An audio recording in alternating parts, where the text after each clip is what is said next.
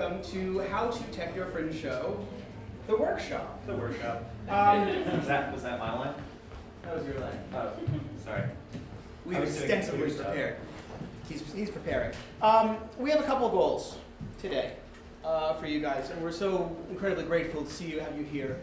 One of the main things that we want to impart to you is the understanding that even if you only have a very short window of tech time, you can still achieve a very nice design for your Fringe show. And we want to give you as many tools as we can to enable you to do that. Namely a microphone and a wrench. The two tools. Yeah. Not us. We're not Here's the wrench. You have to ask. I'm really excited in opening up the opportunities for performers who are producers, directors, auteurs. Somebody whose name rhymes with Marles McMulty said something about a... oh, somebody reads. That's cool. Most of the people still read the newspaper online. But that's my dig to Mr. McMulty. Spitting out. The dearth of auteur-based talent and shows, in Los Angeles. And I personally stand for empowering performers and producers to fortify their shows with as many cool whiz-bang gadgets, noisemakers, light makers, maybe video makers, but that will burn you. We're prejudiced against video. We're incredibly racist against video. So there might be some animosity, even though it's paid my bills a couple of times, but I'm fully able to answer questions on that too at the thing over there. The thing. Anyway. So I really want to make sure that everybody gets a chance to try all these things that are free and fully available to everyone. We have a workbook that's 25 massive pages long, pretty well formatted if I do say so myself. And you'll have access to that along with a Google Drive folder full of all kinds of goodies like sample cue sheets, all of these resources, and a prompt book and all that stuff. Why don't you come in? Is this the 4 to 6 meeting? Yes. Oh. What's your name? Marty. Marty.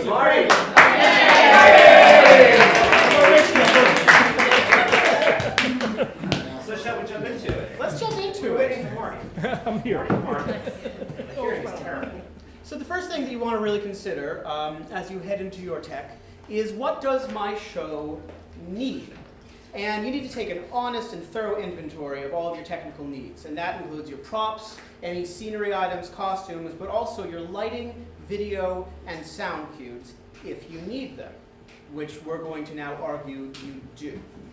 Once you have everything put together, you're ready to start. But Corwin, how do I start? If you want to be perfectly safe, you should start by figuring out what to expect from venues, what not to expect from venues. We're not going to go into that because we wrote this pithy exegesis on it inside our... Do you like that? My goal is to make Brandon crack up 10 times, so if I don't make it there, I guess I have everybody bring. Corwin has a propensity for abacadarian loquaciousness that I find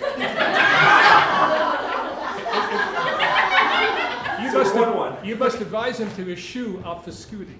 Yes! Ladies and gentlemen, Marty! All right, so we do have a list of things that you should conceivably expect from your venue if your venue is a traditional theater space. Is anyone here performing in a non-conventional theater space, doing Parking lot. a parking lot or a Hamlet mobile or a cemetery? There's a cemetery down the street. I believe it is an official Fringe venue, so that's why we ask. So there are a few basic things. We have a list. We also have a list on here of things that you should not expect to find in your video, and I would suggest you read this because we wrote it.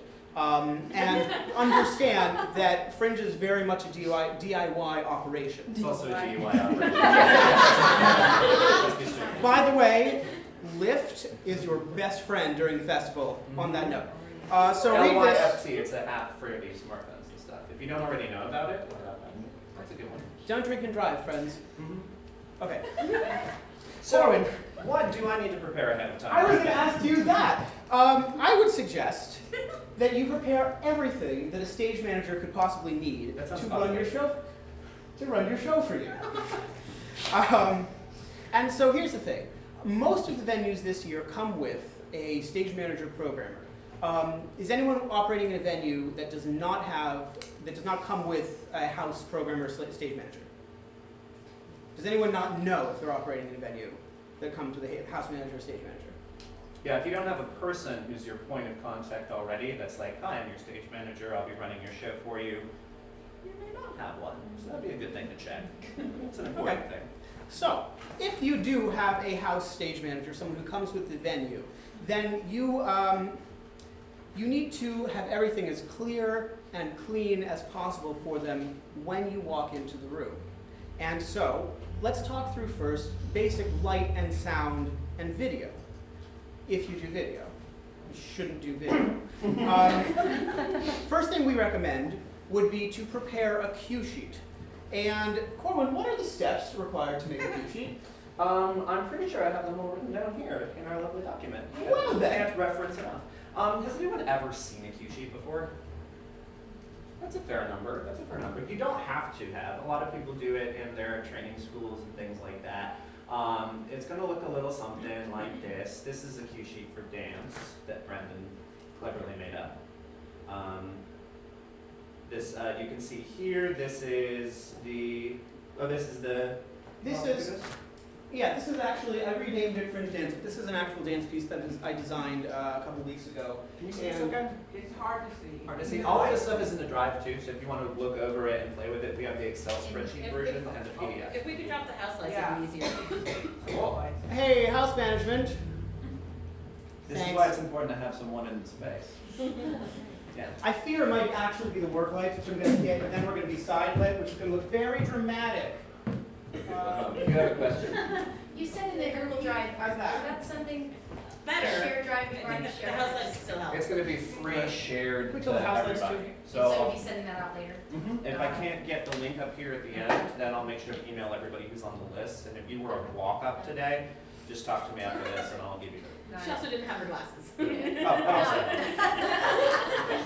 I would just like to take this opportunity to point out, ladies and gentlemen, that the poor quality of this video is a very good example of why don't do video. Exactly. But that's it.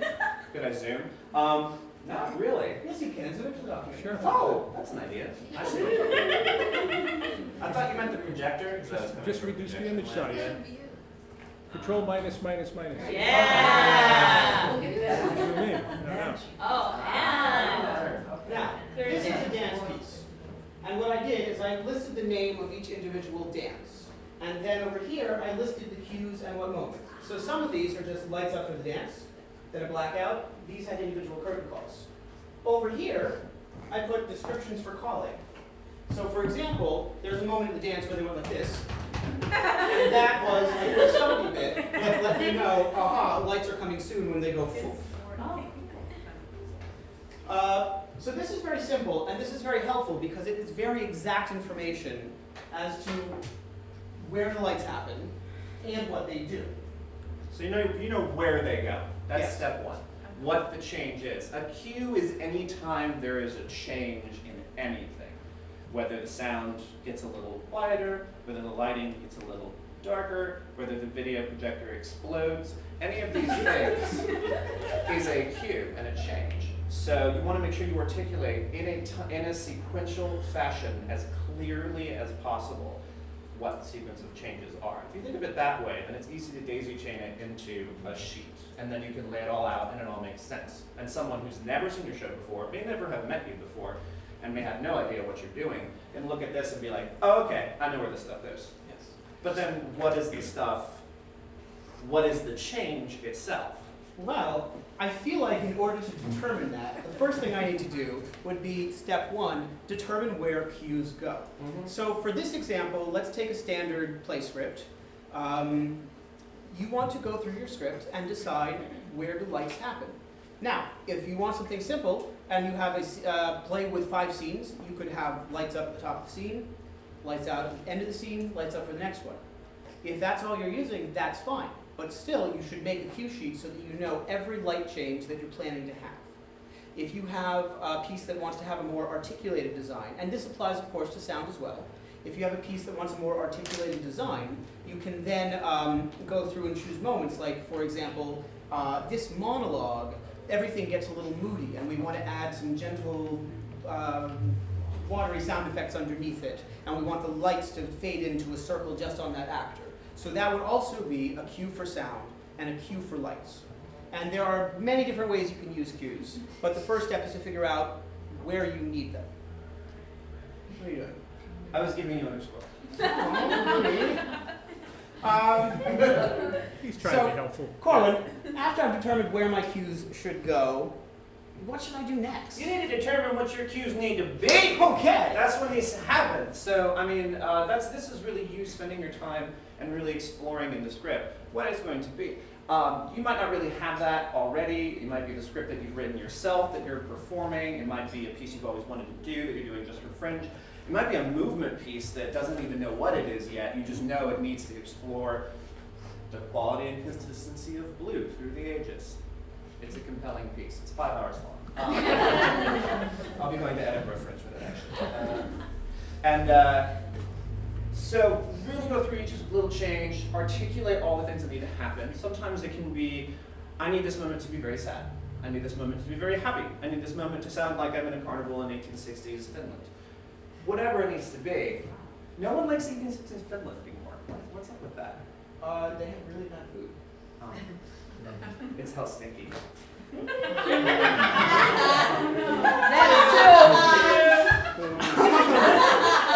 then what happens after you figure out what the cue needs to be and you know where it goes? And then you got to figure out what is the timing for the cue.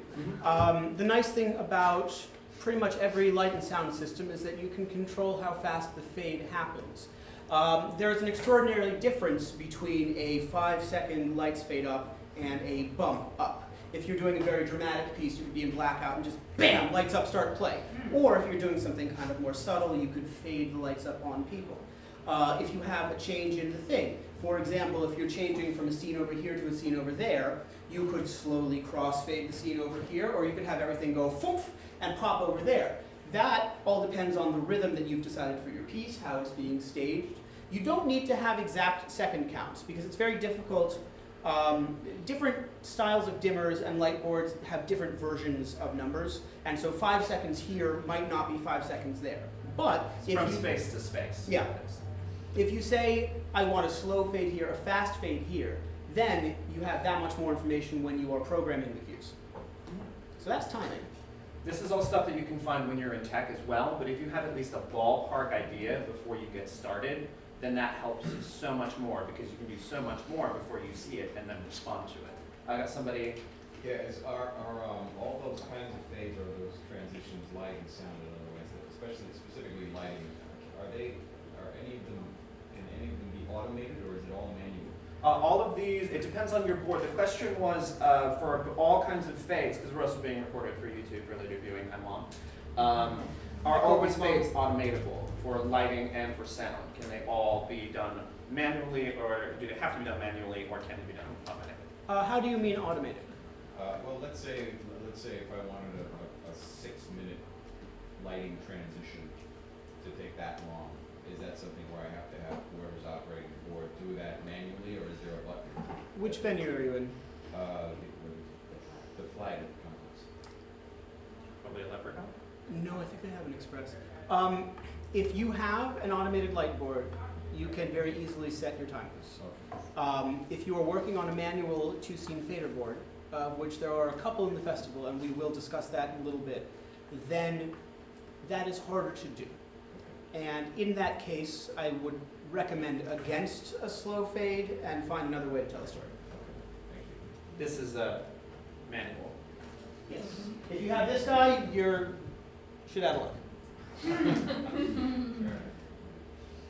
This is closer than anyone should ever have to get to a leprechaun.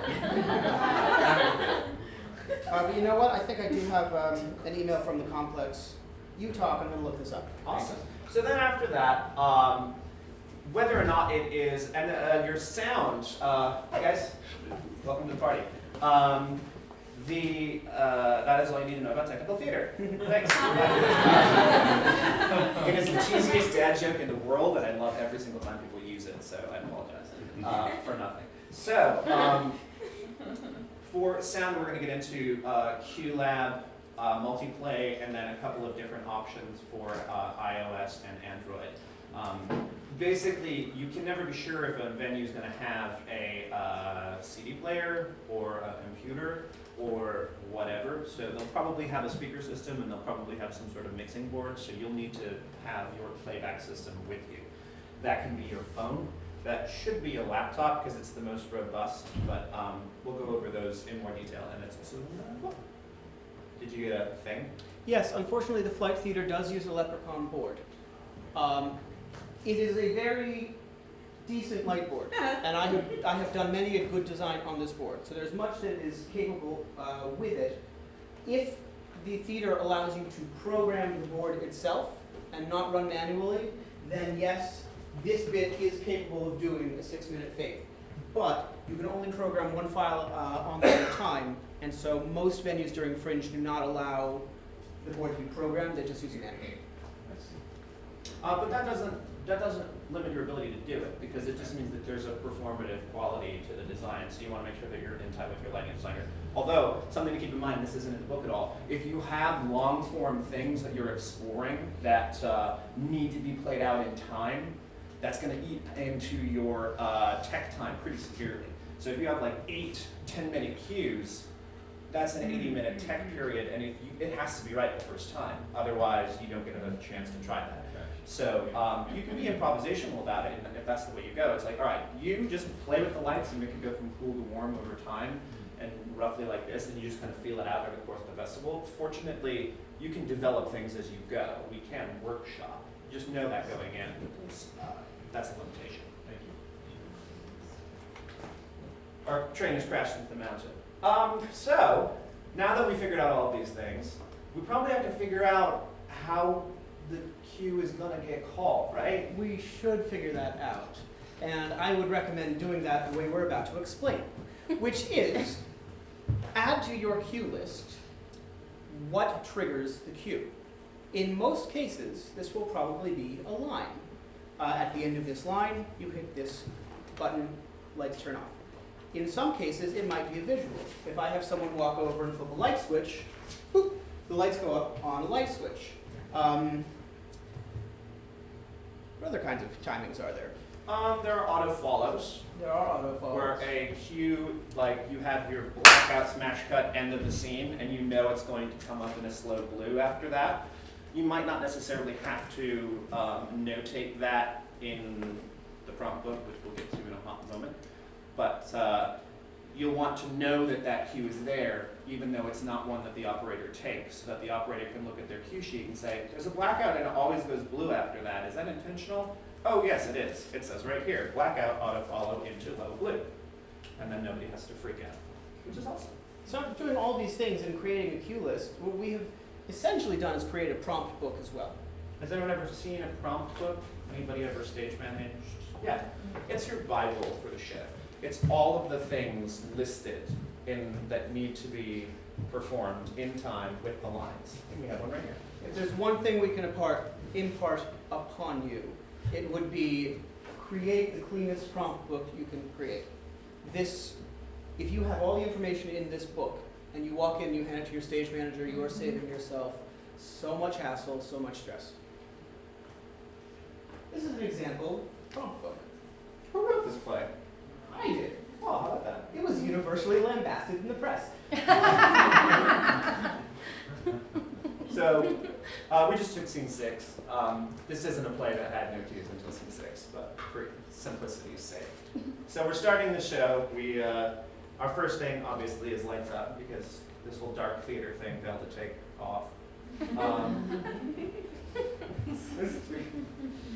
Sound is fading down from the transition and so forth. We are in a small temporary theater. We add a note here for the stage manager. Wait until she lands center stage. So that's someone who's never seen it. They've never seen the play, they don't know you're blocking. They're going to see that, and they're going to wait for her to walk down stage before they call cue in. Here's a lot of stage directions, they're very interesting. Here's the first line. This is screenplay format. Most of the time you'll see scripts in screenplay format because of final draft or because it's one of the easier things to do out here. We're not It's really. actually stage play format. Is it really? Yeah. Interesting. And this is why I'm not a writer. So here's an example of a visual sound cue. Scroll up for everybody. In the script, she presses play on her iPod, and so we backlight, and so we mark up by It can't out. In, out, all about. So we marked. Can you see? We marked here. Oh, I see. Sound sound cue B, visual with iPod. So when we're in tech, the stage manager will know when she turns on the iPod and presses play. Now, what you could also do is circle this in pencil and draw a little line over here to make it extra clear that the cue is called when she presses the iPod. If you create your entire script with these cues in it, you have already done half your tech work. And this is fairly simple. You can look over this in the drive, but these correspond to. Does it correspond to your lighting sheet too for this? No, oh no, God no. Okay, sorry. Awesome. I made the sound cue sheet for this, but it's kind of silly to look at because what I also did, I made a QLab sheet for it. So you can actually see, oh, here's cue A. Here's cue B. Here's cue C. Based on when she hits the iPad, and then here's cue D. Corwin, I certainly hope later in this lecture you plan on teaching us how to program a file like that. Maybe. Wonderful. So, that's a prompt book. You will notice that we labeled light and sound cues with LX and SQ. This is up to you. This is rather standard. We also labeled our sound cues with letters and our light cues with numbers. This is to avoid confusion. This is just our suggestion. What about a video cue? What do you Those are often referred to as tab. As what? Tab. Tab. I honestly can't tell you why. Personally, I like to use some of the nomenclature for those. Many shows that are just slides on a screen. If you're under like 20 slides, I'll use spectrum colors of the rainbow so that I know that I can go from there. What's your what's that mean? Roy G. Biv. Ah. Red, orange, yellow, green, blue, indigo, violet. And then you can either cycle through them a bunch of times, or if you need to add another cue, then you'll add burnt sienna in between orange and yellow. No, See- but what's the, is it like VQ? It can be whatever you want it to be. As long as it's consistent, because really, I do all of my sound cues with numbers, because I'm that jerk. I've also done letters if the stage manager prefers it. As long as it's consistent across all of your documents, that this cue is this cue is that, and your video cue can be V1, it can be V2. In QLab, the program that I just played the sounds in, it plays both sound and video. So then it can end up being QLab cue and lighting cue.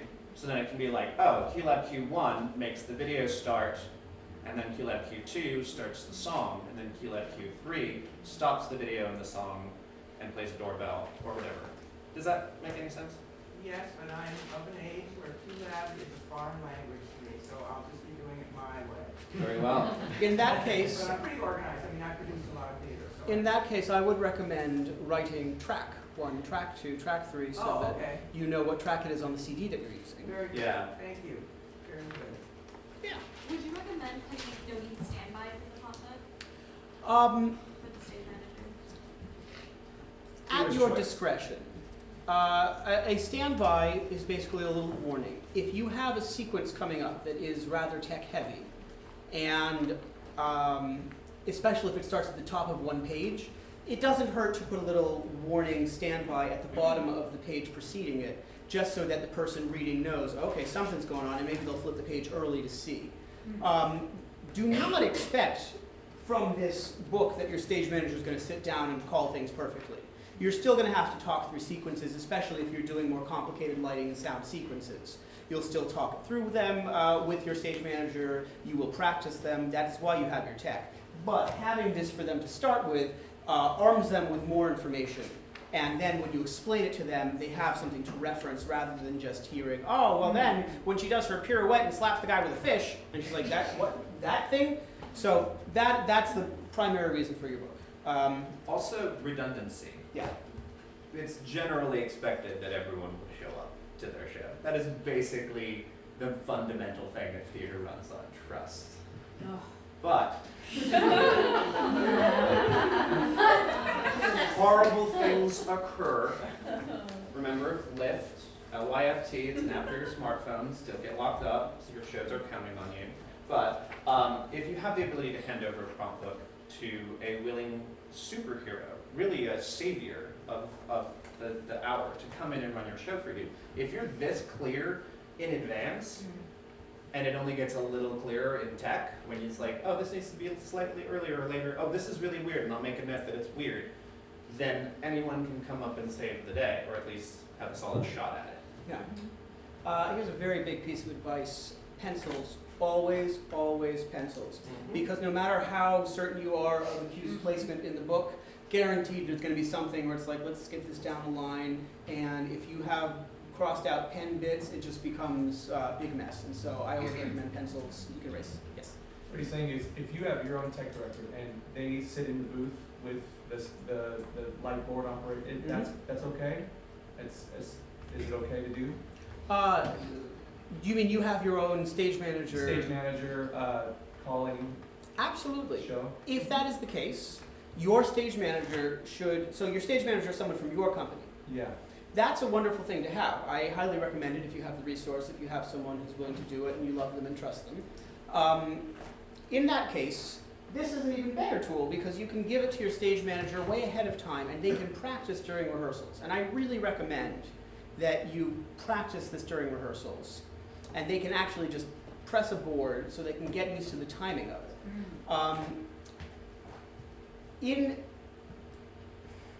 I think that I would recommend, if you have your own stage manager, with your venue's permission, I would recommend that your stage manager presses the buttons herself or himself, rather than You pushing their buttons. no, you don't get that one. Rather than calling the cues to another operator. Okay. And there's a couple reasons for that. One is that in a small space, you will probably hear, like, your 5 go. Yeah. And then the other reason is that the amount of lag between saying the word go and pressing the button is minuscule but unnecessary if you have someone for the task who can just press the things. This is a little unusual from those of you who might have worked in larger theaters or in the history where the stage manager is only calling the show for operators to operate. It's festival staging is always a little bit leaner, actually considerably leaner. You want as few people as necessary to run a thing, which is one of the reasons why having it very clearly laid out makes it easy, because it's one person doing 5 jobs. So what about that one person working with a venue stage manager? First and foremost, be nice. It's such a silly thing to say, but the biggest advice that I can give you for working with a venue stage manager is be so nice.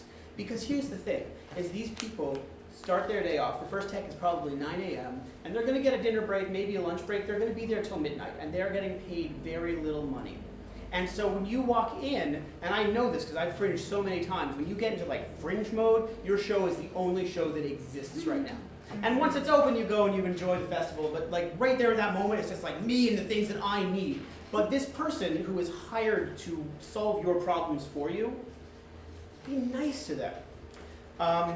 If you show up and you hand them a prompt book, and you say, hey, we made this for you, these are all the cues that we want, we have a cue sheet, they're gonna love you. They're Especially gonna if you love have like you. chocolates, maybe Yeah. a little fizzy drink, if they like a snack. I have been a venue manager / TD.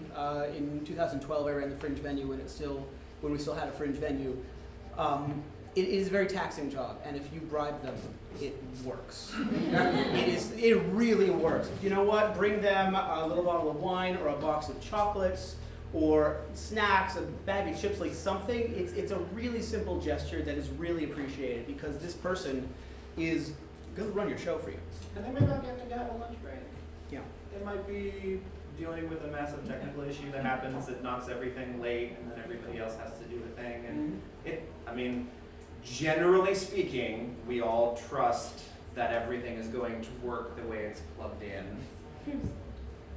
but Another thing I would recommend in working with a venue stage manager is to remember that this person does not know your show. Because when you walk in, by the time you walk through that door, you've got the whole thing memorized and it feels like second nature to you. This person doesn't know your character names. This person does not know your plot. This person does not even necessarily know the tone of the piece. And so remember that everything you explain to them needs to be communicated to someone who is coming in completely cold. Because I learned the hard way, if you walk in and say, yeah, so anyway, when he does the thing, give me lights. And they're like, what? No, what? Huh? That's not their job. Their job is to do exactly what you tell them, and the more cleanly you can articulate that, the better job they will do. So cleanly articulating, why don't we go into departments? Let's start with lights. Okay. Let's start with lights. Everyone by this point should have received a basic lighting package from their venue. Has everyone received something from their venue saying, like, this is the kind of lights I'm going to get? No. Oh, that's right. People in the Lillian haven't, but that's not my fault. That's Thomas Schneider's fault. right under the bus. Do you want to know what you're going to have? Yeah. You're going to have front light. You're going to have side light. You're going to have LEDs. And you're probably going to have 6 movers, which are so ridiculous that I can't even believe they exist. I'm going to say probably most spaces have front and side light, and you're going to be surprised to walk into a space with LEDs and movers. Most of the spaces have LEDs now. Really? Yeah, Complex has them. Some of the spaces have LEDs now. That's fantastic. So when you get your package, it should tell you what kinds of front light you have. And if not, inquire. Here's the lovely things. You can ask your venue manager. Do we have 2 sources of front light or 1? Is there a cool and a warm? You want to familiarize yourself with the types of lights that you have available. So if they can tell you what colors you have, it's good to know, because then when you're creating your cue list, you can say, this cue is going to be blues and cold whites. This cue is going to be reds and warms. And that's one more piece of information you can get down so that when your programming moves that much more quickly. If you have any questions about the lighting package at your venue, I would recommend that you reach out to the venue's TD and have them explain it to you. And I bet you if you ask nicely, they will be happy to explain what it means. If you don't understand lighting, you can still be explained lighting. So don't let that scare you just because you don't know the technical terms and what the gear is called. A few little things that I recommend to keep in mind when you are cueing is your pre-show curtain speech. I have programmed so many shows where they just start with, this is the show. And it's like, well, what happens before? So think about when the audience enters. What do you have up? Is there a pre-show look? What does the stage look like when they walk in? Does the stage fully go to black before the show starts? Does a person walk on and give a speech before the blackout or after? Just things to keep in mind. Because if you forget about it, then the person running your show suddenly has to scramble to try to find light, and then you look bad, and the whole thing's a disaster, and everything's just awful. We recommend you do a pre-show speech. They're useful for a lot of reasons. For one thing, once you get to know other people in Fringe, then you can find other shows that might be similar to yours, either thematically or your friends are in them and it was the show you really wanted to be in, but you couldn't because you had this show, so now you want both of the shows to do well. And it gives you a chance to really connect with other audiences and cross-pollinate. Yeah, so it's not really a technical how-to, but just kind of Fringe tip. It's more of a marketing thing. Yes? Can you give it at the end of your play instead of the beginning? You absolutely can. And if you have a piece that starts with a certain tone that you don't want to disrupt, Right.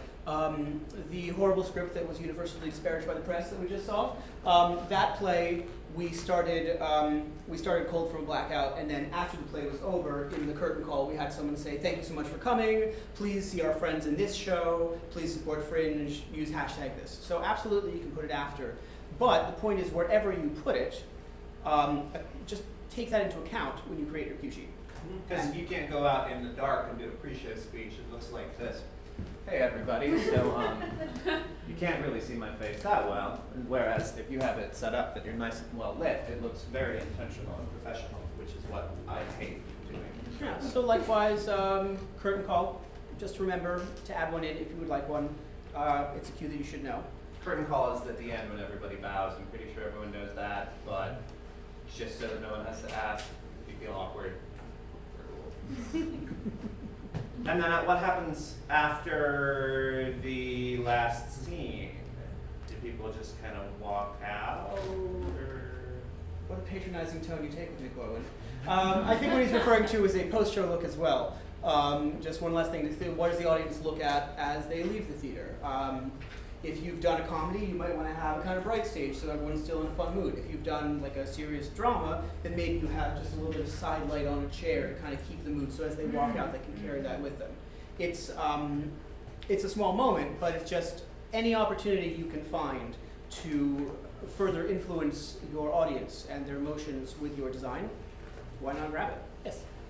For things like pre-show music when the audience, albeit they're seating quickly at the Fringe and exiting quickly, would those be in your book as well, or do you just hand your musical device, magical electronic thing, to the stage manager? Do you do it as they wish? That depends on how you're calling it. If you create a QLab file, you can put all your pre-show music in there. And so at the top of your script, you could say sound 1 pre-show. And then they call sound 1 and all of your music loops. If that's the case, I would also add a sound 2 or a sound pi. I would also add a sound that takes the music out. Don't forget that, because otherwise you have all your music playing and you need to know when to take the music out at the top of the play. And you might want to do that as the lights go to black. You might want to have the lights go to black first, stay in music for a second, and then have the music fade out. Remember that you can figure out all these little discrete timings, and that can all be planned ahead of time going to your book. Question? Yeah. We have a cast of 10. It's a period piece, the 60s, 70s. It ends with disco dancing. The whole cast comes out and disco dances and tries to get the audience to come on stage and do it as well. I have a disco ball and a dedicated disco light. Do you think we could get it hung in the Lillian? In the Lillian? Ooh. Yes. Yes? We've used that too. This happens Do in you have a many disco? spaces if other people that You use have a the disco space light? want to use a thing. Oh, you could use ours. We're in the same place. Then this conversation We happens. just made a connection, disco light, in comment. See, this is why you come to these workshops. Exactly. Marty, let's- Marty!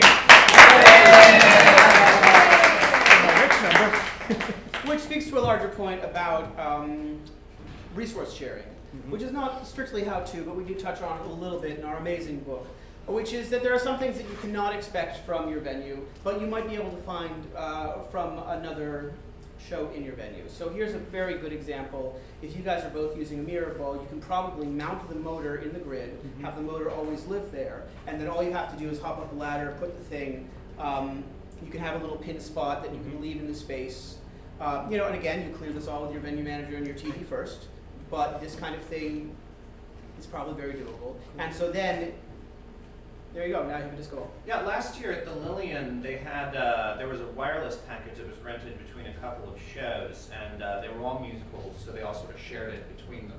It's challenging because everyone had a slightly different way of using it, but it meant that everyone got to have wireless mics, so that's kind of huge. You had your hand up for a while. Lighting. What about gobos? What about gobos? If I bring my gobo, can they leave? This is where it gets tricky. Part of the versatility of Fringe is sharing a rep plot. And so what that means is that everything in the air has to be shareable. The thing about gobos, if you like gobos in your show, I would recommend that you very quickly reach out to the other shows sharing your venue. And if a majority of shows or even a couple would like to use them, then hopefully you can see if the venue would include them in their rep plot. I would be very surprised if there are any venues in the festival who would allow you to place and then strike your gobos for each performance, because the risk of you bumping a light out of focus is a little too strong. Yeah. Or if you forget to strike it during the melee of strike, and then you have another show that's expecting a white spot, and instead they get a Christmas tree. So in terms of gobos, that's a conversation you'd have to have with your TD. Yes? If you don't have QLab, do you have recommended programs for sound and video projection cues that you recommend? That sounds like we should move into the sound land. I think perhaps we should. Awesome. I've got this. I've not got this. I've got this. QLab is a free piece of software put out by Figure 53. If you're not aware of this, make yourself aware of it, please. We have, I mirrored the leopard and mountain lion. It's leopard to lion, and then mountain lion to Yosemite. If you're familiar with the Mac OSs and you think I might just be having a stroke, or perhaps free word associating. So there are That two should be versions. free. Yeah. It was a smirk. I got 2 half ones in there, so I think it's free. The QLab 3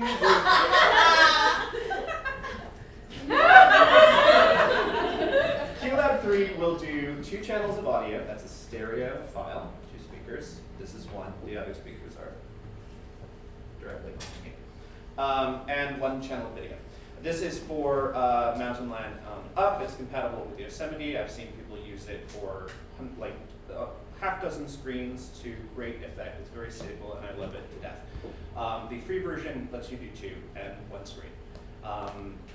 You can download it now. There's a link on our program. I also have the files that you can just download. But your question, what happens if you don't have a Mac? There's another program called Multiplay, which, being that this is a Mac, doesn't work, so I can't show you right now. But that is free. That will do, it'll definitely do 2 channels. It may do more. I haven't really pushed it to see how much it can do because I only used it for a Fringe show last year. Is anyone familiar with the program SFX? It's an old Windows sound program. It actually was top dog before QLab came along and stole its thunder. It allows you to program your cues basically it looks like a spreadsheet format. So Multiplay is totally free, and you can do basically all the stuff. You can do MIDI with it too, I'm pretty sure. They don't do video. If you want to use video, there's Matt Richter, who's a tech director at the Gay Lesbian Center, and a designer about town, worked with Fringe. Well, he's still working with Fringe, I'm sure. Probably something like that. He uses ShowQ systems. Show CUE systems. Do I have the internet here? I do, but you know. Oh yeah, here it is. ShowQsystems.com. And this stuff is all in the book. I don't know if I added ShowQ Systems because I think it's $100 to get a license to do video with it. You did add it into the thing. Oh, good. So that's a little fidgy, but there's that. You can also always use VLC, which is a completely free player. I didn't list that in here because it's along the lines of using iTunes. I don't recommend it because it's not exactly show safe. You have to do a lot more like really careful scrubbing and so forth when you're doing it, and you've got to like take it over and make it full screen, and like it's kind of a to-do. That doesn't mean you can't do it, and VLC is probably the most show-safe alternative. I use it all the time, and it plays basically everything. Did you have something? Very well. There are also 2 other options that I ran into when I was researching for this. One of which is the another Figure 53 program called Go Button. It works for your iPad. It is a $40 program, I think. It might be $30. When I look at stuff that you have to buy, I kind of don't do it, because, you know. But I believe in Figure 53 very strongly, and I guess they based it on the QLab architecture, so it's super handy. And if you have an iPad, then why buy a laptop? You can run your stuff that way. Another option, if you are super into QLab, is it's very likely that someone in your cast has a laptop, a Mac. Mm-hmm. And so, since they're going to have to be there every show anyway, you can ask them, hey, do you mind if we borrow your laptop for the show? Mm-hmm. And there are also people you can rent laptops from as well. This is another thing I didn't put in there. Fritz Davis does a lot of stuff for Fringe. He has a bunch of laptops that he rents to people for really great prices. And I don't know what his inventory is right now. I haven't reached out to him, but he can get you something. And he has all full QLab licenses and Watch app, which I'm not even touching with a 10-foot pole like this. You had something? I did. Did you have a recommendation if you have an iPad for the best thing to use for the iPad then? Did you say, I'm sorry? I would use, I keep forgetting the name of it. I'm so professional. Go button. And it's in this book. It's also at figure53.com. It's a paid program. I think there's a couple freeware, like, sample things where you push a button and it makes a fart sound or something, which everybody needs. Everybody needs it. That's why my last script was universally disparaged by the press. I'm never designing for Brandon again. There's also live cues for Android. It's called Live Cues. It's on livecues.net if you have an Android tablet. I have nothing for Palm. Sorry, guys. I have a Palm tablet, but I flashed it Android. Yes. What was that website you said you could download it on? The last one that I said, livecues.net. This could go south so fast. Thank you, the 5 people. Livecues.net. All right, we'll come back to that. You're also going to need adapters. Not every space has a adapter for your show. So that could be usually one of these little jobbies. I actually put an 1/8 inch to 1/4 inch adapter, which is a slightly different plug than this because you plug into a mixer, but it's also nice to have one of these, just have it and roll with it. My other one of these, the actual 1/8 inch to 1/4 inch adapter, is actually currently being plugged into the board at Theater of Note because we had a gala event and needed to play music. And it has been satisfying their sound system until that show closes and I get it back. But this little guy will plug into your computer, headphone jack. A lot of people see this and they think, oh, headphone jack, cool. That's another way to call it. And these guys are RCA. It's usually red and black or red and white. This one's yellow and black because It's not usual. it's not unusual. Be in love with someone. Done. That's gotta be worth like 1.5. Yeah.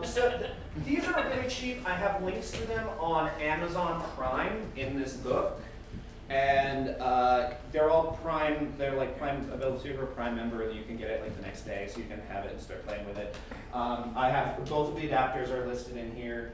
Hey, Corwin. This is not what the website looks like, it's just not available, but it's at Live Cues. The DNS probe said it finished with no internet. That's very important for all of us. Did you know that this is actually a game you can play with the T-Rex? What? And you press spacebar to jump and you're trying to hit the cactus. So there's that. Aren't you guys glad you came? So glad I didn't waste your time. So, I'm assuming that all of my sound cues must be things that I found that are exactly in the format that I found them, and that editing sound files is just beyond my capabilities for Fringe. Is that true? No! I defy you. I defy you. There is, in fact, a completely free program called Audacity, as it is so audacious that it's free. And it is for everything. I think there's even a BOS one. There's definitely Linux. I have a Linux build that runs Audacity, I'm pretty sure. I have a Mac version, because you have to have nice toys, you know? Yes. And Windows version, it's all super free. It does multi-track. It bounces things together, so you can have some one file. You can clip things. You can fade things. You can put basic effects on them. You can stretch them out. If anybody likes that Inception thing where everything, the music is really, it's the best thing for underscoring ever, because you can take like a song by Tom Jones, like It's Not Unusual, and stretch it out 300 times, and there's just these swelling soundscapes that just sort of pillow underneath what's going on. It's so cool, and you can throw anything at it and no one would ever know, but you would.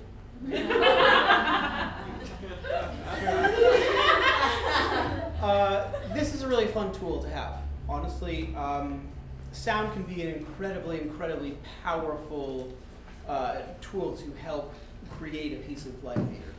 And you don't have to be a master sound designer to use it well. Now, granted, if you have a master sound designer, you're going to get something really good.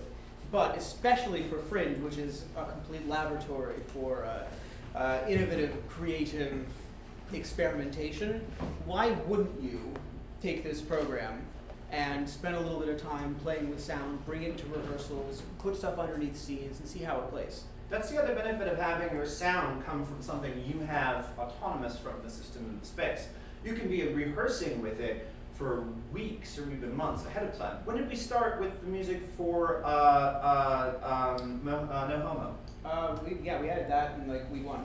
Yeah, because there was this big dance number that started the show, and everybody comes out, and we went through, how many people did you talk to get remixes for stuff? Oh yeah, I hit up all my gay DJ friends.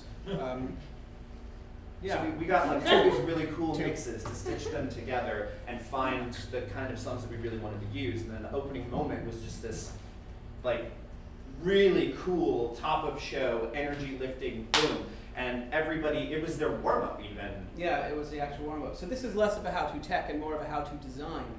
But the earlier you can put your design elements into your piece, the more you can integrate them. And if you need help finding sounds, here's a bunch of things. Again, this is in the book, and this doesn't even get into you just Googling something, which once again can get it can go south so fast. So fast. Like the things that I have to do for my jobs. So we're almost burning towards our question and answer time, so I think I'm gonna zip through video. Before you start video, actually, to continue Corwin's, here's what we think about video. The reason I dislike video is because I feel that it is often used unnecessarily. And so, if you have a good reason to use video, and you are prepared to go through the painful steps it takes to make video happen in a Fringe show, then go with God. We can help you get there. But what I will say as a designer, and I am a lighting designer by trade, and so I am incredibly biased, but using video just to have video, to me, is extraordinarily lazy. And again, this is less how to tech and more how to design. If you have a piece that has integrated video that you interact with, or if it is an autobiographical show or even a fictional show where you want to interact with images, if they are written into your script, those are all really wonderful, valid reasons to aspire to video in your play. But if you have a scene that takes place in a Starbucks and you think that I, your humble, lowly audience member, will not understand that we are in a Starbucks unless there is a picture of a Starbucks behind the actors, screw you. I mean, that's what it comes down to, is because video for Fringe is a squirrely beast, I would advise you to very strongly consider, do you really need it to tell your story before you do what Corwin's about to teach you how to do.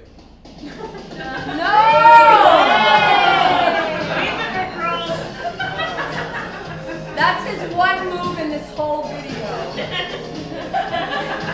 Don't hit the ginger shuffle. Don't hit the Oh my God. I was doing that while you were talking. I literally did it while you were talking. Let me show you the program QLab really quick. So here I have the Macintosh directory. Is anybody on Word like Mac? You can totally zone out and like join him in lowering your head and just put it in check. You broke him.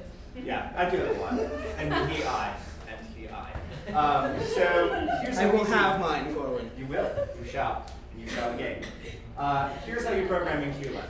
This is what a QLab looks like. In fact, this is the pre-show how-to list that you can get access to and build your show on. It is fortified with a lot of music that I wrote, shamelessly included in the pre-show. You can just drag and drop other pre-show music in whatever you want to use.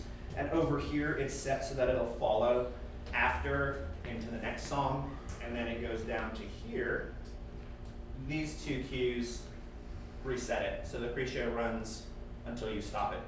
And you can stop it at any time using the escape key, using the stop key, using whatever. There's a bunch of different ways to use the program. But the most important... If this is all a little too much information, a little too quickly, you have two options. One is the manual is very intuitive, and they really do a very good job of explaining how to use the program. And two is do feel free to reach out to people who know how to do this for advice. I'm sure Corwin would be happy to field emails with little tips and tricks for programming a Q file. We're blazing through it now because this isn't a lecture on programming, but and who has time? But know that even if it seems daunting, it is very doable. Here, I want to make a Rickroll. Here's my Rick Astley video. I'm going to drop it right here inside. I have a Rick Astley cue. Programming is hard, you guys. Oh my God. Look at that move. It's just that one move. Yeah, I mean, it worked for him It's for a one ginger video. shuffle. I'm telling you. Yeah. That's all we got. So I encourage you, if you have a Mac, just to get QLab and start playing with it. I taught a bunch of college students how to use QLab by throwing it at them and putting a list of cues and making them program it. They hated me. They hated me, but they all learned how to use QLab. And do that to yourself. Terrify yourself. Give it a shot. The forums are great. The tutorials are great. You really can't blow up your computer with it. It's not rocket surgery. Yeah. So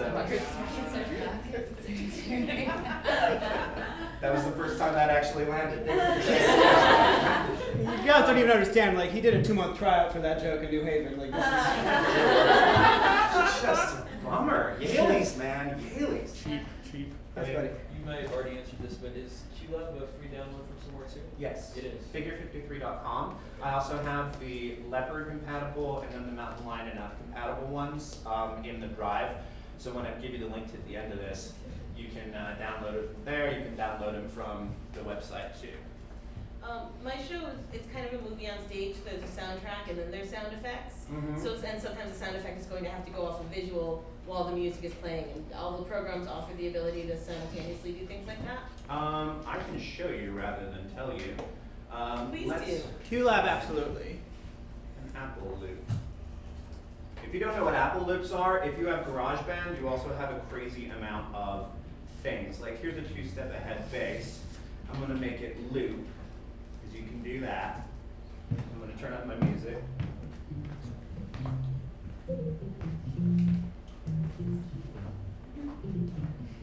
Okay. Guys, we're getting there now. Yes.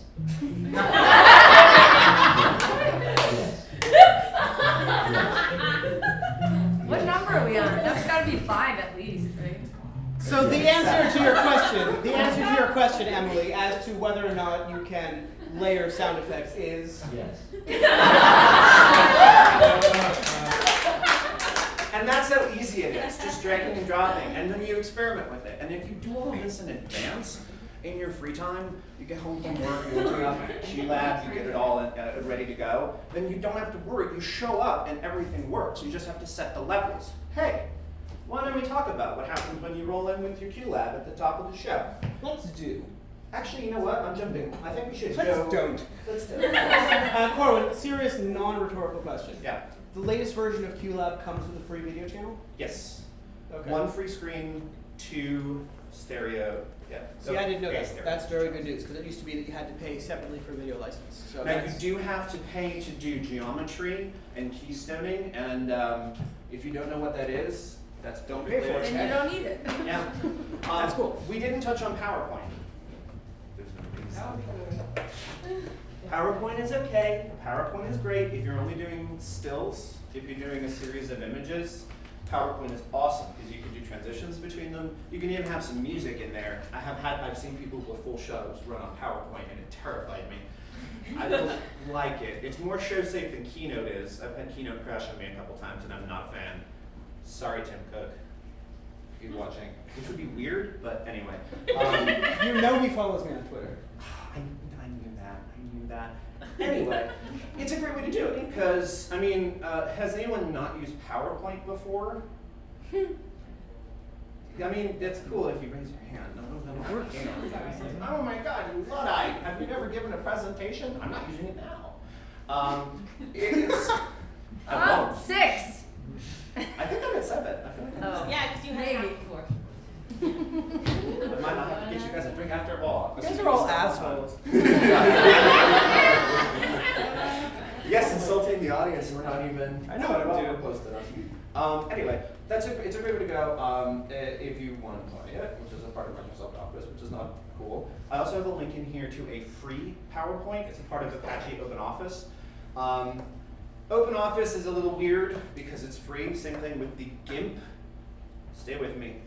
which stands for GNU Image.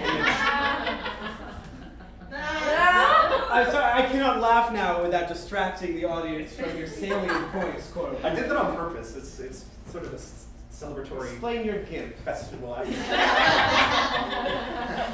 GIMP is also a freeware Photoshop tool, and I didn't list that in here because we kind of glossed over video. I wanted to give you just enough not to hang you, but if I went into all the editing stuff that's out there, you would fall into a deep, deep hole because that takes you out of performance. If that's not something you already do, if that's not something you already have in your toolkit, your Photoshopping, your After Effects, your motion, your whatever, then you probably don't want to engage it or hire someone who does. Because then they can do all the heavy lifting for you. You can set an early timeline so you can picture lock all of the stuff that you want for your show, have all of your assets programmed into QLab and roll in ready to see it. Projectors are often dim at Fringe. If you might have noticed, you can barely see what's happening. The moment you turn on a light, everything gets washed out. This is just something that happens. You can rent a 5K projector, you can rent a 6K, you can rent two 20Ks and mount them in the back if there's room in most spaces, which there isn't. Where are you going to pull the amperage for a 20K projector? Probably steal it from the paint shop because they stole our French Central. I mean, thank you. I mean, it's not really the place to use video unless it's what you absolutely need. In which case, get it all done in advance, is what we're going to say on it. I also have information on adapters and stuff in here. We don't need to go into it because I think we have 15 minutes. Yeah, but of adapters, it goes to our earlier point, which is just don't expect anything. Yeah. So if you know that you're going to need something, it's better to, and also look into return policies because most places, and this is just so awful, so I'm actually not going to say it, especially since I'm on video and on YouTube, but what you don't want to do is find out that Best Buy or Target has a return policy so that you can buy a cable, use it for your show, and then return it. You shouldn't do that. That would be disappointing, especially if you found out that you had to retain the original packaging and make it look like you didn't use it at all. No one should ever do that. No. Or worse still, if it's from one of the many companies that really doesn't care and lets you return an open package. That's just, it's a mean thing to do. There are It's not many the spirit. companies like that, and we would never try to hurt them in any way, shape, or form. I also, yes. We've gone through the script, and we've gone through the script working in a few departments. Now, I feel is the time to explore what happens when you get to your tech time. I'm not ready. What happens when we get to our tech time? Do parking recon. Yes, sir. Who had trouble parking when they got here today? That's what I'm talking about. All right. It's really hard. And it's a moving target. Every show, every night, every venue is different. If you talk to a veteran, you might, either a veteran of Fringe or a United States service member, both of them are quite wise in this world. I just had to go with it. It came out of my mouth. Okay, fine. And you might get the little tips and tricks, but the thing is they've changed since last year, they've changed since last month. A little bit of construction on Lillian, and suddenly all the parking spots shift, and there's nowhere to park over on Cahuenga for the night. Or there's a big baseball game in the middle of Fringe, and then there's nowhere to park because everyone's got to go park somewhere else. Or the Hamlet-mobile takes up 3 spaces. Hamlet-mobile, coming this Hollywood Fringe. The reason that we mention this is because during your tech time, every minute is very valuable. And the first piece of advice we have for a successful tech is be ready to start on time. And what that means is that every single one of your production team, every person is standing outside the door to your theater at least 15 minutes prior to your tech time. This should also be your rule for production performances, but especially for tech. And be respectful, be very quiet. Remember that there might be other techs or even performances happening at the same time. But, I thought you were doing a thing like yes. But it's really important that you start on time because your tech time is going to go by very, very quickly. And if you have one actor who's running 5, 10, 15 minutes late, you are effed with a capital fucked. So, now you're all sitting outside your theater and you are let into your space. Our first piece of advice, make sure the production before you has finished. They might be running a little bit late and boo on them, but We are all about cultivating an atmosphere of joy and collaboration, and the courteous thing to do is to let them get out of your way before you load in.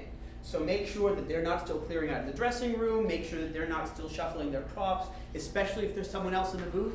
Wait until you're clear and ask if they're running late, or even if it's on time, say, hey, is it cool if I sit up here? And if they say, 1 second, give us 1 second, give them that 1 second. But this also speaks to just the back of your head thing, keep in there while you're designing and stuff for your shows. Disco ball, gobos, video slides, live music, maybe with other stuff. These are all elements, and these are all balls that you have to juggle. If you have too many things that need to get set up before your show starts, and not enough people to do them, then you're SOL, and you're always starting late, and you get a reputation for being a show that always starts late, and the cardinal sin of Fringe is going over your time, because you take everybody out of the show that they were going to next. People schedule, I've scheduled a show to go see at Theater of Note, which is up Cahuenga just north of Sunset. I had to run from the complex to get up there. I had 10 minutes and I made it, but this is what people will do. They have travel time built into their schedules. They try to see as many shows as they can. So you don't want to take that away from them, because then they hate you and they tell everyone. And I've seen a lot of people get up and walk out early. Yeah. If it is 6 p.m. and your show's supposed to be done at 6, people will stand up and walk out, even if they're loving what you're doing. So it's important to be on time. But if you have enough people to do the things, then you stack the deck and you can make it happen. So it's people per job, people per item. If you have a musician is responsible for musician stuff. If you have an aerial dancer, aerial is responsible for aerial stuff. And then if you have a disco ball, there's a disco ball captain, which really should be a job. It is a job, and I have it. You know well. I do. If you've ever met Mirabelle, she is my disco ball. And She'll I be love her. highlighting it for the thread. Like to borrow her. Who here considers themselves kind of the director, producer, auteur of their piece? Okay. Yes! That is so awesome. I have been that. I am that again. Here is a wonderful piece of advice. Delegate. Delegate, delegate, delegate. Because here's what you're going to want to do. You know this piece. You know everything you want this piece to be. And you're going to walk into this theater and you're going to say, I need the scenery to be this. I need the costumes to be this. I need the prop table to be designed this way. I need the lights to do this. I need the sound to do this. You don't have time to do that. So you're going to get your actors. And you're going to say, all right, you guys, you are responsible for the chair and that table. You are responsible for this suitcase full of props. Give everyone an assignment. You're going to say you are responsible for setting up the dressing room. Everyone's responsible for their own costumes. There are different ways you can delegate, but get it out of your hands. Yes? What if you're doing a one-person show? Ah, then you should not have that many bags full of scenery. But if you are doing a one-person show, which we will get to in a second, our advice is find a friend. You should not do it 100% alone. So, That's basically why not just do it right now. Yeah, have a friend to stand in the lighting for you while you're setting it, so that you can see what the lighting would look like on you, and you can have an opinion about it and so forth. Or hire a designer and just trust them. That also works. yeah. But I'm either. sorry. I was also curious about the very end, about striking. I don't have a lot of furniture, but I have like 3 little pieces. And striking that, so do I take my curtain call and just turn around and take the furniture off the stage? You know, what I recommend is you take your curtain call, go backstage, wait a beat. Fringe audiences are very good at up and out, and often the house managers will even make an announcement. So there's a couple ways. One is you could do your speech, or do your bow, and then you can give a speech and say, thank you so much for coming. Please see these shows. Just so you guys know, I have to load this space out now, all by my lonesome. So please leave the theater, and I will meet you guys outside after I've cleared everything to shake hands. You can do that, and people go. Or you can have you can ask the house manager to escort people out immediately. But I would say, just from a theater standpoint, go backstage and give yourself a moment to compose. So now that you've delegated everything, and you're so wonderfully... This is the QR code for the Google Drive. He does these things. You're going to walk up to the light board and the sound board, and you now have to set your light and sound cues. And so, first thing, if you have a house SM/programmer, you want to hand them the book. That's not first thing, that's second thing. First thing, say hi, introduce yourself, give them your bribe. It's important that you let your house stage manager know that you are the person in charge. And it's doubly important that there only be one person in charge of that. So that you don't have two people who are both making, no, I'm sorry, that was a really cool yellow light. Wade just had this yellow light on his face, and I'm a lighting designer and I get distracted by colors. The first thing everyone wants to do when they get into a space is just make it happen, and you forget that there are people there, that are people that have had a long day. Once again, our stage manager, who was in at 9, has done 8 shows before you, didn't get a lunch break because a technical malfunction happened and they had to run late and so forth. Just a nice breath of fresh air and let them get a cigarette or a cup of water, go to the bathroom, is just super cool to them. Yeah, I like to start by saying, hey, I'm here, I'm ready to go, let me know when you're ready for me. And so as I was saying before I got distracted, it's not your fault at all, I'm just like really distracted by it. It was a really cool yellow light. Like, you guys don't care. But like that was a serious thing that got me. No, I want that app. You should be the only person who has authority over light cues. If there are multiple people with multiple opinions, you're gonna run into a lot of trouble and you don't have time to have creative arguments. Tech is not a time for unnecessary creative decisions. There are some things you cannot figure out until you're in the room, such as the exact looks of the light, the exact levels of the sound. You can even practice the timings of them a little bit. But don't waste your tech time changing blocking notes that you could change in a rehearsal room. Don't waste your tech time on directorial notes. This should be just about getting your lights and sound and video and sets and costumes and props, everything ready. And whenever possible, give the scenery, the costumes, and the props to your performers and a crew person if you need to bring that person on as well, like a helper or something like that. That way you and the stage manager of the venue, or you and your personal stage manager, or you and your designers or whatever, can fold in, do a channel check. You can check to make sure that the speakers are panning correctly, as in the thing that's meant to be coming from the right side of the stage is coming from the right side of the stage, and the thing that's meant to be coming from the left side of the stage is meant to be coming from the left side of the stage. This is also if you want to ascertain before you set anything else. Then you want to set your loudest possible level with your loudest possible cue. If you got a gunshot or an explosion, it's probably the one to check it with. Because then you'll know, oh cool, that's as loud as I want it to be, and then everything else can be set in reference to that level. Does that make sense? Do we need to go a little more in depth in that? Cool. Oh, the questions. Yes. Me, Corwin? Sure. Okay, I didn't know other hands. Hey, I just had a question about sound cues. Is it best to get WAV files or AAF or like MP3s? And like if like, for example, finding like a really high quality WAV file sometimes is difficult when you can easily strip something from YouTube and just get like, you know, a cheap, you know, just strip it from whatever link, because those are really rich sounds sometimes. But they always end up being such lower quality, so I don't know. Generally speaking, you shouldn't use YouTube rips for your show. You shouldn't use, oh thanks, that's awesome. You shouldn't do that because it's a copyright infringement, and even using pre-recorded music, certain 70s tracks and stuff like that. It's not right unless you have the permission of the original person. The jury's out on that.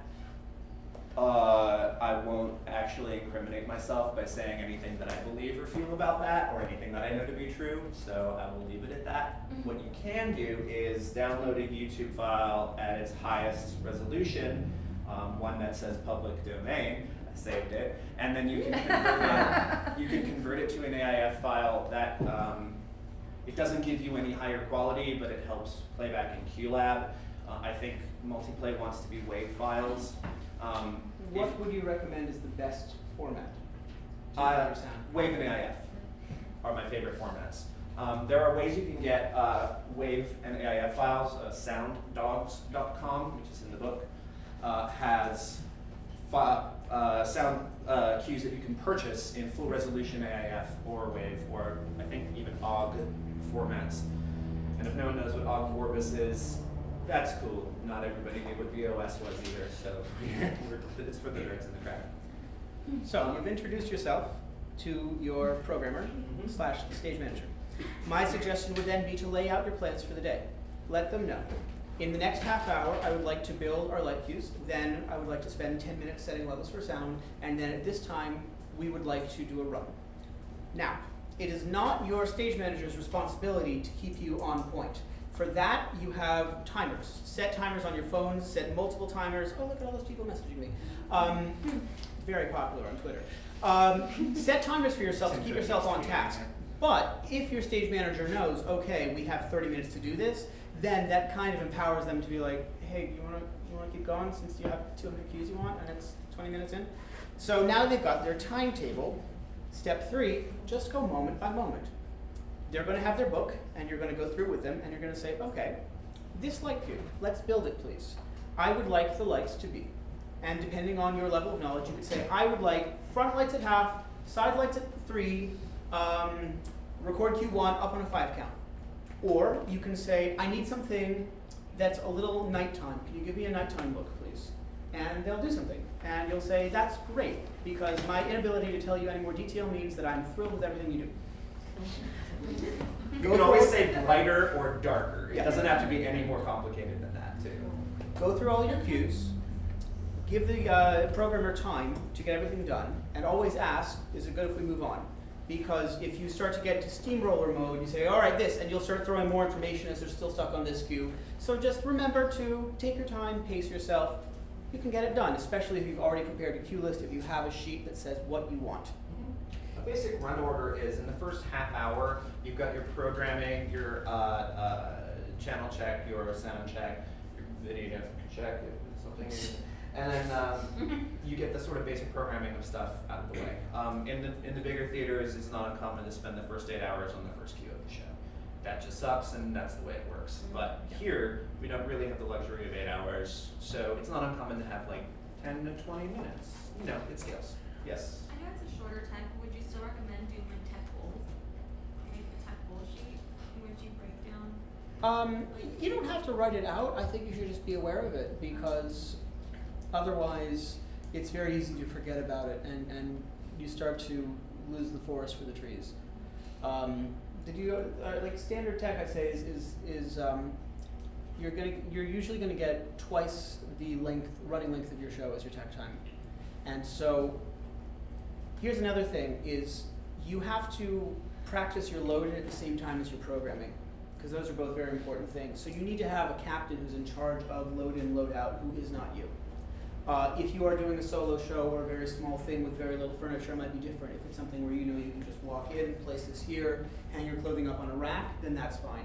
But if you have a setup that needs to happen, have someone else do that while you start programming. Your first 30 minutes of tech, assuming an hour-long show, your first 30 minutes of tech should be preparation. After 30 minutes, you should be doing a run, because you need to do a run during your tech. Very, very important. It's the only time you're going to get to do it with lights and sound in your theater before you have an audience. After you've done the run, you have 30 minutes. You can spend a part of that 30 minutes fixing light and sound cues, while you can have other people on stage fixing blocking issues if you need to. Shifts. Doing any kind of spacing issues, and then give yourself time to practice loading out. A thing that they do in the New York Fringe Festival that I really like, that they don't insist upon here, but they make you time your load-in, which is that they start you out on the street with all of your stuff, and they have a stopwatch, and they say, go. And you have exactly 15 minutes to get everything in, everything set. And if you don't, they make you cut stuff until you do. You have to self-censor in this case, but you should be very confident that you can get in your 15-minute loading time. Yes? You said if it's an hour-long show, you should have a half an hour prep time. If it's a 2-hour show, like ours is a 2-act musical, do you suggest taking, an hour to set up? Or should you do a half an hour before Act 1, and then before you start Act 2, do another half an hour of preparation? Assuming you have a 4-hour tech, We do, yeah. then it's at your discretion. If you're planning a heavy cue load, then you might want to spend longer programming it. If it is a longer piece but doesn't require that many cues, then maybe blaze through that, do the run, and then you have more freedom to explore the space and you can breathe a little bit. Yeah, your simplicity is going to be your savior there, where if you know you have these lighting areas that happen in patterns, and you can say, okay, I need to look for here, I need to look for here, I need to look for here, and you get them, and then you chain them together throughout the show. So you know, oh, we're going back to this thing, we're going back to this thing. Even just knowing, oh, it'll be roughly this area, it'll be roughly that area, and having that can let you possibly even walk it while you're setting it, and then you can just kind of build it once and use it many times, kind of thing. And I can't say exactly how you're going to use it, because is it in the Lillian? It's in the Ruby. In the Ruby. Yeah. Staging there it's pretty much just dead on, yeah? There's like, you enter from the back, there's no like side entrances really, sometimes there's a curtain. Yeah. Okay. Complex is tricky, but It's very complex. there's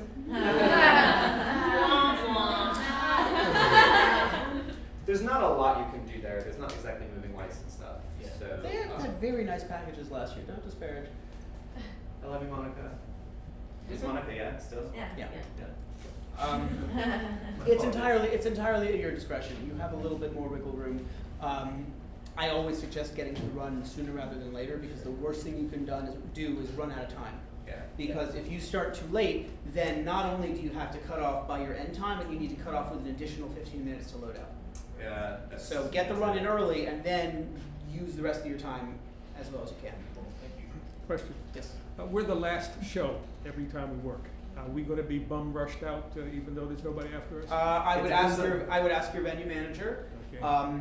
It is incredibly discourteous to I'm accustomed to that. overlinger, but If I you're really suspect cool. Yeah. I suspect that if you were to ply them with a Scotch. nice bottle of scotch. Scotch. Yeah. Yeah. We've heard that 4 times already. Yeah, it Aaron works. likes scotch. It You've works. got Aaron. Yeah. Where can you buy cheap scotch these days? Glen Moray is a really good space side. Let's get back to the topic. Trader Joe's this has is some good important. single malts too. Yeah. But yeah, All if right, you're I get the really message. cool- if you're really, really cool to your venue people, like you get, and it might even be your friend. Like I know most of the venue managers, I just don't realize they're venue managers until I show up and they're there and say hi. But like if you're tight with the people, they might give you a little extra time. Like they'll lock up the back while you're loading out. Like they'll work with you a little bit. Don't rely on it, but be excellent to each other. Party on, dude. If you are working in a venue without a house stage manager programmer, then you are in a slightly different position. There are 2 ways to go about this. One is to learn how to program the board yourself and become confident in it. This is doable. Specifically, if you're working in a space that has a manual board, you will need your own stage manager. You will need someone to call cues.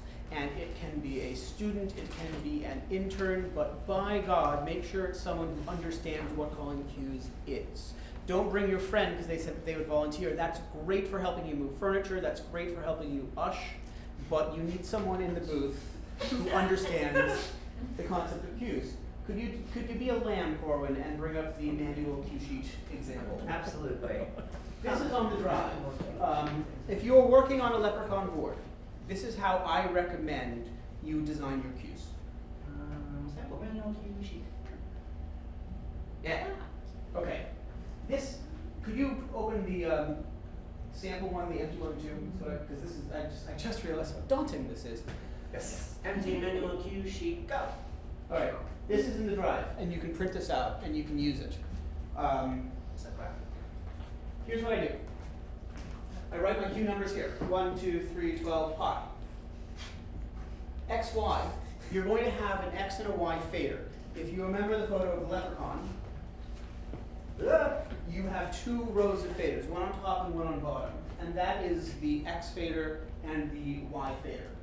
So what you do is you set your first look. Each of these represents. Are we helping each other now? Each of these represents one line. Each of these is one line. You're going to set each one at the value that you like. Eyeball it, looks great. Each of these is numbered. You can't see because it's video. 1, 2, 3, 4, etc. That looks kind of like a 10. Can you see how there's levels here? So now you're going to have 1 through 24, and some boards might just have 12. I think the Stephanie Fury is the only one I know of that only has 12. 1 through 24 or 1 through 12. Cupcake might as well. And you're going to write down number 1 at 50, number 2 at 40, and just write down where it lands. It's very difficult to get any more exact than 10% on this, so I wouldn't bother with 42, 37, 59. Then when you go back to your cue sheet, The empty one, please. Hello. Can't wait today. Corwin, we need PowerPoint. In the XY box, you're going to write X or Y based on if it's the top or bottom row. Each of these channels, you write the level that you set it at. So now go back to my example one, please. So here we go. Q1, my X fader, I've got 0, 0, 50, 0, 40, etc. down the line. My next Q, I have already set up on the bottom fader, which is Y. Why? Bottom fader. So now stay on this image, please. You see this crossfade thing? This is what's going to take you between X and Y. So when you're ready to go from the top one to the bottom one, you slide this down. And the timing in which you slide this down, be it 3 seconds or if you're attempted 60 minutes, this is the fade. This was your perform 6-minute fade if you're in a manual board. It's going to be just this one guy. So back to my example cue sheet. So the simplest way to do it is to set one scene and go into it, and then as soon as you go into it, set the next scene underneath it as the scene goes. And you go back and forth between X and Y. Top, bottom, top. Now sometimes it's easier to just add one light to a cue. So for example, and this is my preferred notation, but in this cue, I'm starting with Y, and then the second cue is still on the Y fader, but I'm adding this channel, which was at 0, I'm bringing it up to full. So I mark this as full, and then I put dashes across to show that these guys don't change. Does that make sense? Mm-hmm. So that's how you program a manual board. If you have to program an ETC Express or a programmable board in a space without a programmer, you can either look up the manual and familiarize yourself with it, or hire someone to do it for you. Perfect. Corwin, what's the resource? Theater Technicians of Los Angeles. It is a Facebook group. A link is in the folder. Oh, this is going to be real embarrassing. Let's open up Facebook in front of everybody. We're not judging. You probably should. Technical Theater Artists of Los Angeles. It looks like this. I'm the moderator. If you need any sort of access stuff, feel free to join or try to join. Please have something involving theater in your About Me on Facebook. We have had a slew of French bots that came through, and we had to do all kinds of crazy stuff to get rid of them. But yeah. Hi, Marty. Hi, Marty. He has an emergency. He'll be right back. Don't. No. He'll be right back. That was almost embarrassing. I was getting messages and stuff too. I'm not very savory with my internet usage. Savory. Should we burn through the My pro tips? attitude? Well, I want to give my pro tips because I do think these are important. Go for it. I'm going to go very quick about this because they're brilliantly articulated in our book. First thing you want to do when you get to tech and then every single performance is turn on every single light and make sure it works. The more time you have between testing your lights and your performance time, the more time you have to potentially get it fixed. It's not guaranteed that you're going to get it fixed in the 15 minutes you have, but remember how you were super sweet and bribed your venue manager and stage manager? They're going to help you out if they can. Thing 2, backup discs. Every venue is going to have a way to save their show file. Don't trust them because they can save it onto a disc and then someone else can come in and accidentally program over your shit. The venue doesn't capture it or doesn't catch that it happened. They save the whole thing onto disc and now your show file has been messed up. If you are working on an ETC Express, you will need a floppy disk, which you can buy from Amazon at the link that we provided. If you are working in Light Factory, Horizon, or on an ETC Ion, you can use a thumb drive. It is a very small file. We've also provided a link to buy thumb drives in case you somehow don't know how to find a thumb drive. If you are working on a manual board, Xerox your cue sheets. Xerox them and scan them and email them to yourself so that if you forget your book and if you forget your backup copy, you can at least look into your email and you can kind of see. Keep backups of everything. The venue owners and TDs do a wonderful job of trying to protect everyone's show file, but the only way you can be absolutely sure is if you save it yourself. That goes for sound and video as well, because everyone, we trust our computers. They're generally expected to run. That's fundamental knowledge of computers, but at Fringe sometimes. And that's one of the nice things about QLab, again, is that if you have another Mac that is compatible with the QLab that you're running, then you just download it onto that and you're good to go. And you just plug it in and you go. There's a function in QLab that allows you to bundle your whole show into one folder, and you can zip it or just throw it on a flash drive, and then it can go wherever it has to. It can even run off of a Dropbox. The shows that the stuff I was playing today was running off of Dropbox. That gets a little crazy, but it's a great way to share it with other people. Corwin included a really lovely list in our book of how to prepare your computer if you are using a QLab file, and that involves turning off Wi-Fi, turning off sound loops. So check that out. We don't need to articulate it. Let's do attitude. All right, attitude. Let's burn through these. Bribe your stage manager and your programmer. Bring chocolate, snacks, small array of caffeinated drinks, etc. Treat them how you would like to be treated after a 10-hour day full of solving other people's problems. Have someone on a clock the whole time. Set timers. You don't have to be the one in charge of the clock. The clocks are smart enough to be in charge of themselves these days. If you start going over time, buckle down and get back on schedule. Pee and or poo at home. Do not be like every audience member ever and arrive at the theater with a full bladder. This 1000% applies to performances too. Tech is not a time for creative changes. If a piece of blocking or a directorial choice does not work, make a note and fix it in outside rehearsal space, unless it is tech dependent. You will likely be insanely stressed. This will be uncomfortable and you may not be used to the experience. If you must, step into the booth or the box office, count to 10, take 3 deep breaths, and calm down. Picture yourself as a cheerleader, not a dictator. Believe in your people. Be sober. Completely, utterly sober. Seriously, you can get sloshed after your tech, but right now you need everyone on your team to be clear-headed. There is work to be done. Find out what snacks your crew likes and provide them. Ask everyone to bring his or her own water, even if you're providing it. It's nice to have a little extra water in the festival. No one is allowed to leave during tech for any reason. It's only a few hours. Everyone's job is to power through and then get out. If you finish early, great. If you finish early, find stuff to do. There's always stuff to do. There's always leave the space cleaner than you found it. If you are planning on using confetti or baby powder or water, for example, bring your own equipment to clean it. Don't assume the venue will have a mop or other equipment for your specific needs. This applies also to dressing rooms. Anywhere you go, just be nice. Think about the bigger picture. Design is an important way to enhance your productions. But big design does not make or break a Fringe show. Trust your work. Let your story tell itself. Tech only what you need. You can add fancy design when you transfer to a bigger theater. And little pro tip, the best way to get into a larger theater in Los Angeles is just run on Broadway for 8 months first.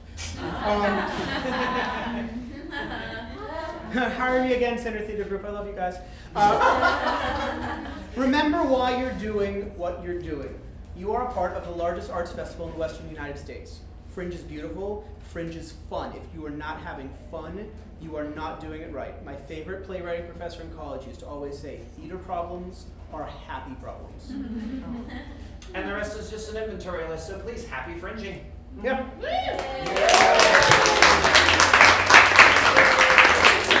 have your email. You can print this out, everything we said, and 1,000 bits more, including some color commentary and footnotes, in case you couldn't get enough of our voracious wits. That's on the Google Drive. It's on the Google Drive, which is right here. bit.ly/1D8Q, capital E, capital C, lowercase a. And you know what else we'll do? We'll put it in the event description on the Fringe site for this workshop. We'll put a link to this as well. Oh, Sorry, 1D? Oh, thank you. L. 1D. 1D, 8Q, big E, big C, little e. All right, so that's pretty much it. We're going to take 3 seconds to break stuff down, and we're going to go over to the bar, and we're going to, oh, what's that? I was just going to say, if anybody hasn't bought their button, we have them available here, and you can go where you checked in at the front. Ladies and gentlemen, Stacey Jones-Hill. One of the founders of the festival, and what's your job? Communication. Communications. We love her. It's okay. Awesome. Seriously, guys, thank you so much for coming. I hope this was useful. Find us at the bar, and we're happy to discuss more specific questions, anything you need. Go forth and Fringe, do good stuff. Thank you. Thank you.